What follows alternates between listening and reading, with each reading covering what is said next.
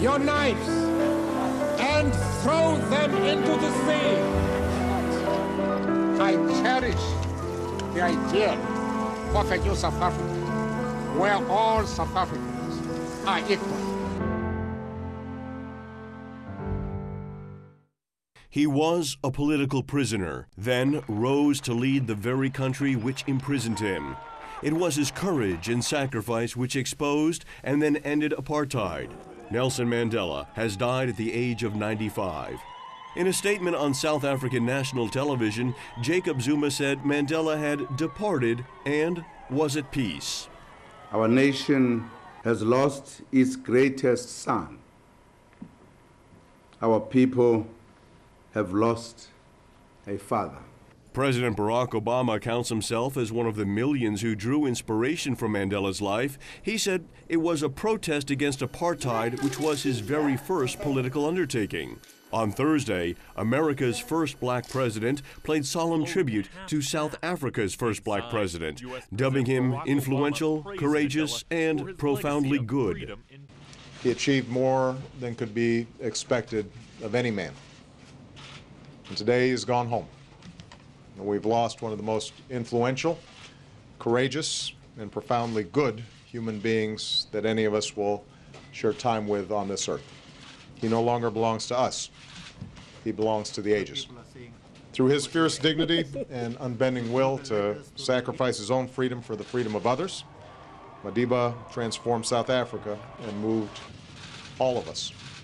Mandela sought to retire in 1999, yet continued to be heavily involved in the public eye. Mandela had a number of issues with his health in recent years, including repeated hospitalizations with a chronic lung infection. He had been listed in serious but stable condition after entering the hospital in June, before medical care continued at home. Mandela's public appearances had become increasingly rare as he dealt with his declining health. Legacy. We are joined by former White House aide Dee Benke, Dr. Stephen Bronner, political science professor at Rutgers University, and we welcome for the first time to Fresh Outlook Dr. Alexander Maresco from St. Peter's University, who teaches international relations and is also a former policy consultant at the United Nations. Welcome to Fresh Outlook, and thanks for joining us, Dee and Dr. Bronner. Well, we saw, and as we've been seeing all week, the passing of Nelson Mandela. And while many people are very sad, and they are also celebrating his life, what can we learn the most from what he taught us? We'll start with you, Dr. Bronner. I think that's the right question. What can we learn? And the first thing I think we can learn is that if probably we asked everyone in your audience who are your favorite political figures, probably there'd be three people. There'd be Martin Luther King, there'd be Gandhi, and there'd be Mandela. And all three of them, I think, have something in common, which is each of them sought a plausible connection between means and ends of what they wanted to achieve. In other words, they didn't appear to be hypocrites. They also walked the walk, so to speak. They were in jail. They were in constantly being attacked. They all had the same. They were all vilified in the same way. And Dr. Maresco, again, welcome to Fresh Outlook for the first time here on the show. It's amazing when you do look at somebody who's been in prison for 27 years, how he kept his humanity and didn't come out a bitter man, but came out with a message of peace. Also, certainly one of his legacies. Well, I would say that is in fact probably one of his greatest legacies, to be imprisoned on Robben Island, very remote island off the coast of South Africa for 27 years. People who are incarcerated under the threat of torture and beatings, and these things were happening on a regular basis. To my knowledge, I don't think Mandela himself suffered that, but to be in cell blocks where you're hearing that happening, and then to come out after 27 years and stretch your hand to South African leaders and say, now it's time for us to embrace a new future, that's a tremendously compassionate message to be sending. And you know, while we celebrate Mandela's nonviolent legacy, it's quite interesting also to think about on the other side of the fence are South African leaders by the early 1990s. They're seeing that the game is up. And in a way, F.W. de Klerk, the last president of South Africa, is maybe a smaller parallel to Mandela's greatest challenge, and that is to end apartheid, so that we have these two people from opposite sides of a fence, and for ideologically embittered camps coming together and stretching their hands across the table to say, okay, now we have to work together and let's do it, and so we can create an inclusionary identity. And certainly right now the question will be for what is next for South Africa. Dee Dee, your thoughts? Well, I'm not going to, I know it's difficult because he's passed. However, you know, look, I don't think the ends justify the means always, and he was not always peaceful, and there were a lot of problems with this man early on. True. So I think it's fair to say that because he was anti-American, has been, he's spoken against our country many times, you know, and he was a revolutionary against the government and terrorist, basically. Now, obviously, when you're in prison for that many years, it's going to change you, but, you know, I think we should have an honest conversation about it. That was not always the case with Nelson Mandela, and I think it's fair to bring that up. And let's talk about some of his quotes. We'll talk about some of the inspirational quotes as well, but we'll talk about on the war with Iraq. If there is a country that has committed unspeakable atrocities in the world, it is the United States of America. They don't care for human beings. That's a pretty bold, terrible. Pretty big statement to make. You're both. Everybody seems to have a comment here, so we're going to start with you, Dr. Maresco, since you're the newcomer here. Thanks. What a privilege. Yeah, I mean, how do you somehow relativize a statement like that? I mean, the best way maybe to understand it is, for all intensive purposes, you know, the global war on terrorism was not carried out and executed in the way that maybe it should have been, and that it elicited such a tremendous amount of very negative remarks is actually, this is not solely Nelson Mandela coming out and saying that. I mean, there were a lot of other, you know, even within the NATO alliance or other allied nations of the U.S. coming out against the U.S.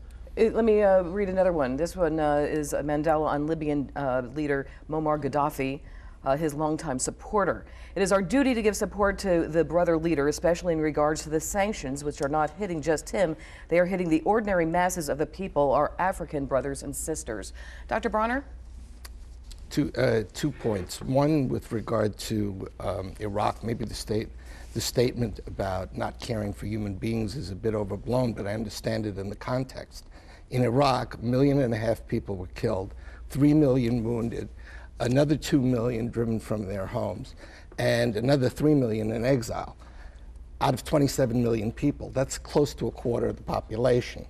So the numbers speak for themselves. With regard to Gaddafi and sanctions, it's very complicated. Gaddafi was a terrible dictator. I totally agree. He also was instrumental in the Djibouti talks about Darfur. He actually wound up as an arbiter for various negotiations in Africa. And finally, with regard to sanctions, sanctions are very, very rarely work. They did in the case of South Africa. I think they had a positive effect, but they very, very rarely work. Let's talk about, obviously, his legacy also, and he's best known for his anti-apartheid work. And a lot of young people I was talking to, because my father worked very closely with Nelson Mandela in bringing trade to South Africa. My father was with the National Foreign Trade Council. Called him a compassionate and kind leader who was also a brilliant politician. And that's my father right there with him at the Waldorf Astoria. Nice. But just an amazing politician as well. And Tony Blair made that same comment. Let's start with you, Dr. Yeah, I'll Maresco. jump in on that. In this period now, there will probably be a lot of glorification of his legacy. But Mandela himself didn't want to be glorified. He didn't want to be sanctified. I mean, he really kind of fought against this. And he ultimately, beyond being a tremendous organizer and a very, very impassionate leader and very attractive leader. I mean, ultimately he was a pragmatist. And I think that's right. And he was a pragmatist in that even early in the 50s and 60s, he ran largely just on a not ran, but he was organizing largely in favor of South African blacks. We do have to remember the South African apartheid system was possibly, after German fascism, really one of the most illiberal regimes, and he somehow pragmatically switched that over the decades to embrace other Asians and what were called coloreds, what were mixed races, what we'd call them in the US, and whites. And so he pragmatically realized that his bread was not going to be buttered on only one side from one group. That he was a unifier, I think. He had to unify in order to effectively and consequently fight apartheid. So all these great things about him, but he's just a very shrewd, pragmatic leader, ultimately. I want to read some of his other... The real rival he had, I mean, this is something that rarely comes out in the news. His real rival was Robert Sobukwe. Yeah. And Sobukwe was a Pan-Africanist. Mm-hmm.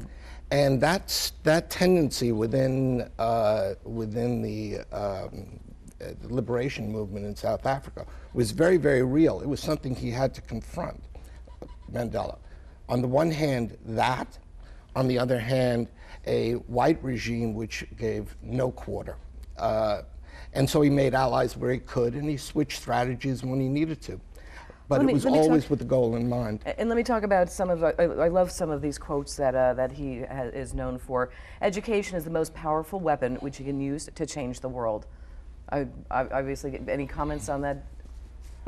Well, look, I just have a little bit of a different view about Nelson Mandela. I mean, 50s and 60s, I wouldn't say he was a pragmatist. I would say, I mean, he was buddying up with Castro, and he was pro-communist and anti-colonialist. And I actually, he becomes a pragmatist later. Well, that's what I was about to say. Mm-hmm. I think, but in the 50s and 60s, no way. No, and then as he got older and he mellowed out, and apartheid was certainly more the goal, then yes, I think he certainly deserves to have the praise. Still don't like the anti-American sentiment. That's unfortunate. I think he's wrong there. However, you do have to recognize what this man did at the end of his life.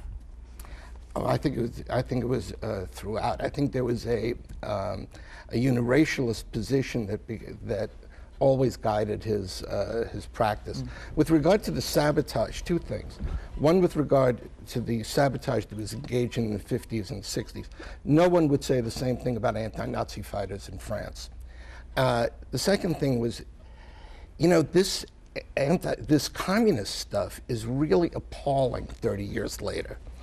Every country and every movement that didn't explicitly support the West and that actually was anti-imperialist, everyone was labeled anti-communist, including India, including Nehru, or not so?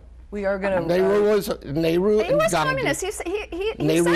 What are you talking about? I mean, this was not new news. There were two parties. There was the ANC and there was the Communist Party. We are going to have to wrap this up, so we're just going to get final thoughts from everybody. Dr. Bronner, final thoughts. Final thoughts is that Truth and Reconciliation Commissions, the creation of a great constitution, a uniracialist policy, and the connection between means and ends in a meaningful way. I think that defines his legacy. Dr. Maresco? Flaws and all, and there are certainly some flaws, but this looked like a leader that learned through pragmatism that inclusive messages create compelling political identities that can bring down very illiberal regimes. And Dee? A complex leader, but in the end, I think he got a lot of things right.